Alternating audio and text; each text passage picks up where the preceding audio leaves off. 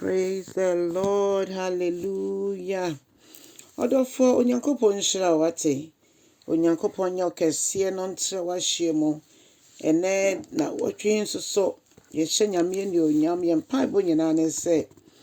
Onyame ni tumi be ye adwuma ewo wabrabo mu. Onyame a wama de paachi ye no no akasa nso ena ohwe ye nso koma ye. Mejide se wo ho ye wo Awurade mu nti.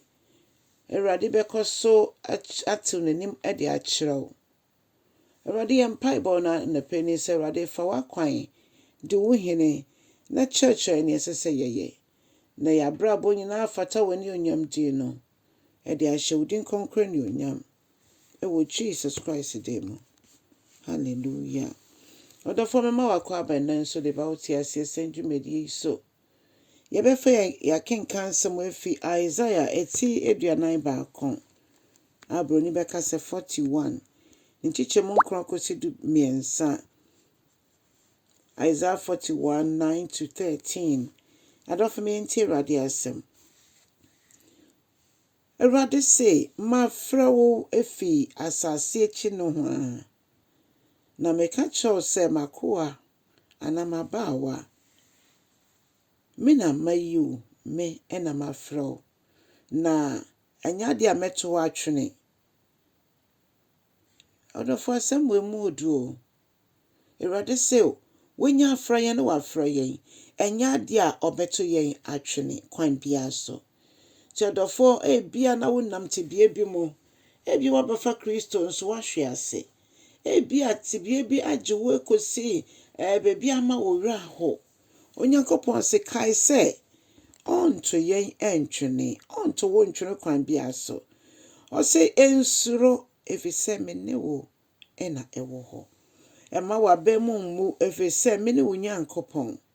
O se mesha wo den na maboa wo. O se medi mabasa nifa no ebeso wo mu.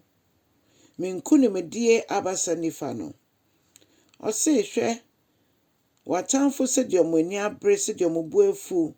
Se de a omo tete no omo adwuma ye mo basa omoguo. Na o se obi biara obesori etia wo no ebewu. Na ne hihye nyina ebeye kwa. Odofo emma onfa wa ho ode nko oko biara wo na emu.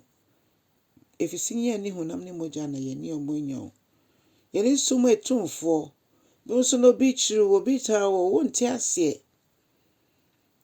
Na eya wo sa wonso so sese wo munasa ekosa de tie nipa no. Emfaso bia emma so. Na mom se eja kunu mo Nyankopɔn a. Onyame akasa kokono ma ne wie peye ehye ne din konkre ne onyam.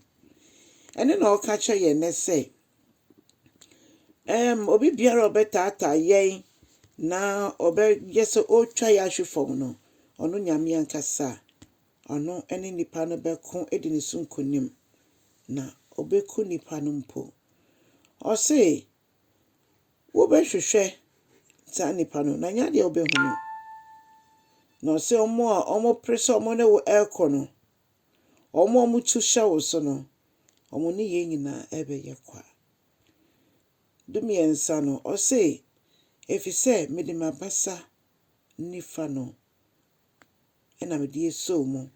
O se mi Awurade wo Nyankopɔn no ena meka kye wo se ensuro mi wo hasem beboa ho. Odofo nti se yeto nnwom onyame boafo a na ne ngina so ni bi nie ono ne ye boafo a oboa yen e wa kwanyine mu.